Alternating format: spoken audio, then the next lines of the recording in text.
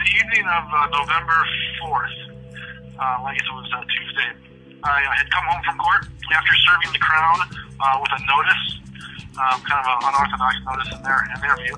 Anyway, I came home and about 7:30, 8 o'clock at night, I got a knock on the door, opened the door, thinking it was a friend, and it was about 4 police officers. And they forced their way into the house without a warrant, put me in handcuffs, and took me on down to, I guess it would be 222 Main Street, that police station down there. Anyway, they put me in a cell, and the next morning they had what appeared to be 2 mental health workers, or they presented themselves as mental health workers, and they started to question about my sanity after putting this notice through to the Crown. After I wouldn't cooperate with them and told them I didn't consent to being questioned by mental health workers, they put me back into my cell and gave me a couple hours and brought me back again, now with different players, but still claiming that they were mental health workers. They then asked me where I got the knowledge to put a notice together like that to the Crown, and I just still wouldn't cooperate. They then asked me, if I was paying anybody for this information and who, in fact, was the leader of the group that I was involved with, and what the nature of this group was. And again, same response. I wasn't going to cooperate with them. I wanted to go back to my cell, and I wanted to know what I was charged with, and so on and so forth. So, and one of the gentlemen who I suspected was an undercover police officer mentioned Rob Bernard's name, asked me if I knew who I was working with. And I just said to him, if you're telling me his name, you probably know more about him than I do. You guys are the ones with all the intelligence and detectives. You tell me who he is. So then he asked me if I had paid Rob Bernard any money, if Rob was at all representing me as an attorney, and I said no, that's not the case. And then they said that basically they knew I was lying. They knew that I knew Rob Bernard and his group, and that I was a close connection to them. And I said, well, where's your proof of that claim? Anyway, that went on back and forth for a while, and they finally said, listen, you've got some charges here, and they're gonna be, it's gonna turn out to be bad for you if you don't work with us. We can make it easier or harder, and we can make the whole thing go away depending on my level of cooperation. And I asked them exactly what that entailed, and they said they wanted an affidavit saying that I had taken money from Rob Bernard to handle my cases. I said I wouldn't do that because it wasn't true, and even if it were true, I wouldn't do it. And then they said that they could make all the charges go away if they just simply let me get a hold of Bernard and take it to a deal and give him some money to represent me. So they said they could make all the charges that were in front of me go away. And I said I didn't want the charges in front of me to go away. I want them to stand. I want to face them. So they got frustrated and went ahead and told me that I couldn't get out of jail until I got bail. I went before this JP. The JP said $1,000 to get me out, so it cost me $1,000 to get out of being arrested for no crime. So I've got a claim against the Crown, in my opinion, if I decide to go through with that. But they helped me immediately, for sure. So they asked you specifically to go undercover and try to give me money? Yeah.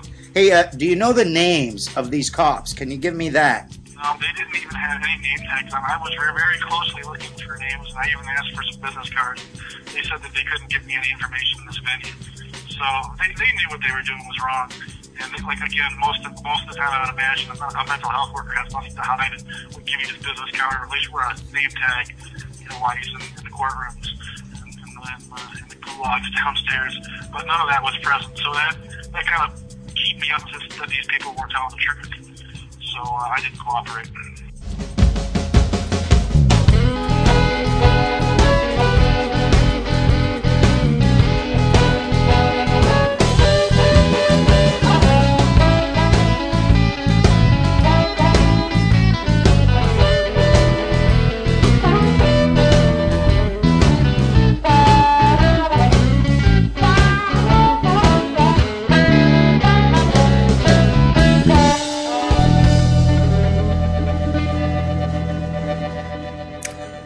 It's on. Professional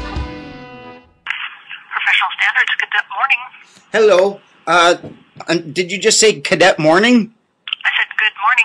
Oh, I was wondering what you had said. Good morning to you as well, although technically we're in the afternoon now. Okay, can I help you, sir? Yeah, I'm wondering if I could speak to someone concerning the actions of some investigators who are trying to entice someone to commit perjury in order to, they're obstructing justice and asking a guy to sign an affidavit concerning something that's not true.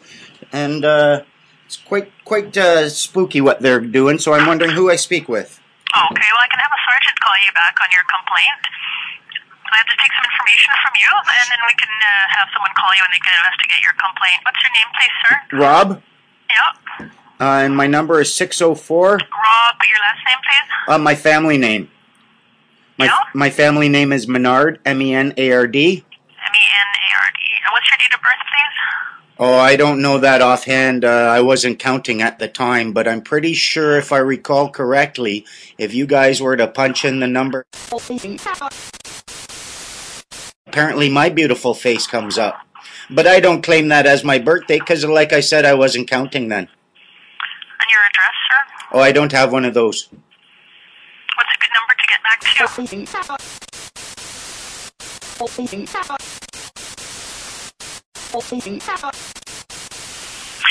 the names or badge numbers of the detectives you're... Well, that's part of the problem. The guy that they were speaking to, when he asked them to identify themselves, they refused to do so. They wouldn't show them badge number, wouldn't show them card, wouldn't show them a business card, anything. That's two officers? There was I believe it was car 87. One, they claimed to be two mental health workers, but the guy saw the badge underneath the shirt, and the other person who was claiming to be a mental health worker had a clipboard. Okay, and what guy are you referring to?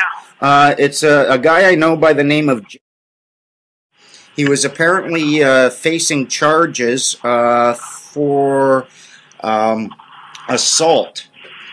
Okay, and the detectives in car 87 are obstructing... Well, what they did is they told him that they would make all the charges go away if he would sign an affidavit attesting to the fact that he had given me money to help him with a notice that he had crafted, which was not, it's not the case at all.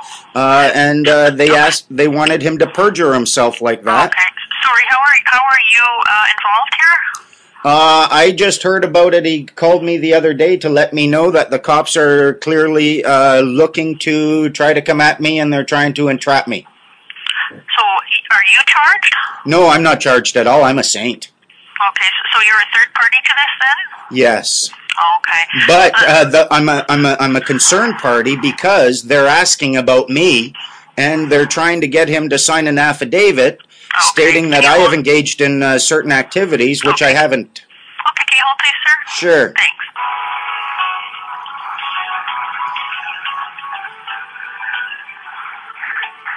I'm on a boat right now.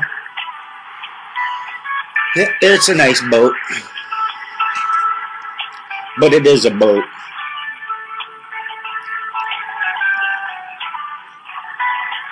I'll have to edit all this part out later.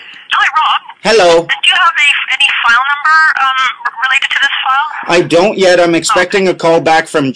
I left a message for him. He's going to give me a call back when he's got more of his paperwork. But when you look at the whole thing, I mean, the charges are really foundless to begin with, and they have nothing to do with me. So for them to say, listen, we'll make these assault charges go away, which has nothing to do with me whatsoever... Okay, you can explain the details to the sergeant when they call, and I'll have them call you back at the number you've provided me. Any idea when that will be? Possibly today, tomorrow, I'm not too sure.